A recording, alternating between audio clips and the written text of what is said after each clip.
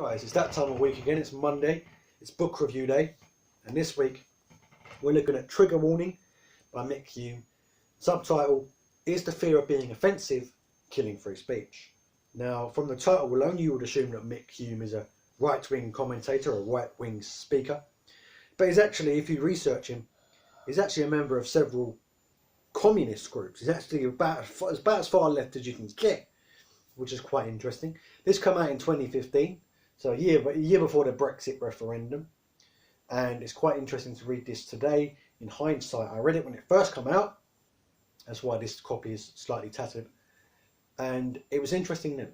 It's even more interesting to read it in the modern day, in the more modern era, because there seems to be almost a monopoly among the right of freedom of speech, of using that as a justification for what you're saying. And it's quite interesting because whenever, for instance, someone like Tommy Robinson gets arrested and put in jail or put on trial, his supporters are always the most vocal people to come out and say, freedom of speech, you're violating his freedom of speech. Well, Mick Hume will clear that up. I would recommend any Tommy Robinson fans to read that, because he details the historical struggle for freedom of speech, how people throughout history have been actually censored by monarchs, governments, dictators, public institutions, public bodies, etc., and how they've had to subsequently battle and earn freedom of speech through political battles, legal battles, sometimes even physical wars. And it's very interesting. Nice. So he details that. He then details exactly what freedom of speech is, which is the freedom to say what you want in the public sphere. Again, Tommy Robinson or / hard right fans, take note, because censoring your freedom of speech isn't Facebook banning you, because Facebook is a private entity, not a public body. And he details how freedom of speech is essentially the right to say what you will without the government censoring you, without the state or the public shutting you down because of what you're saying.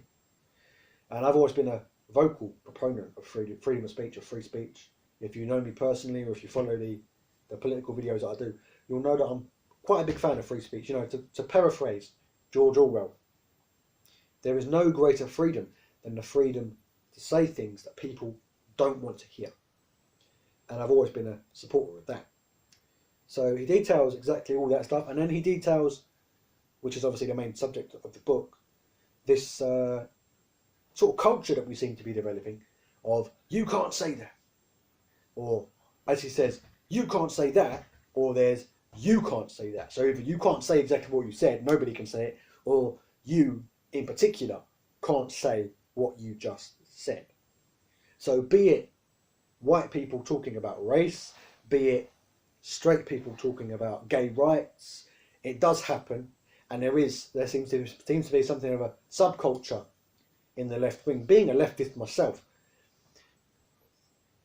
I have noticed that there is something of a subculture in the left wing of shutting people down because what they're saying is offensive. So say, for instance, if I wanted to comment on knife crime, which I do quite regularly, but if I wanted to say something along the lines of mentioning black culture, mentioning the black community, that would be seen as offensive.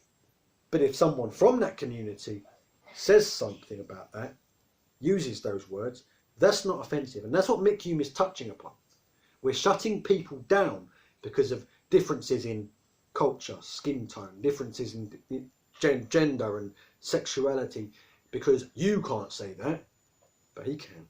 You can't say that, which means you're not allowed to say, anyone is not allowed to say exactly what you just said, which is why we're shutting things down. We're shutting down dialogue. And I think that's what this book is all about, protecting dialogue.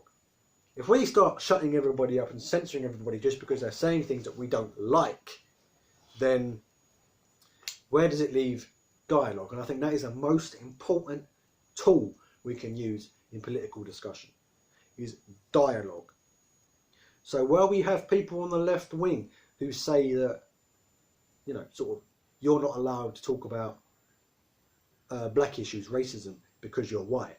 You're not allowed to talk about gay pride because you're straight. And this happens particularly if what this person has to say doesn't echo what the other side is saying. So if somebody, for instance, you take the rapper Tom McDonald, quite a controversial figure.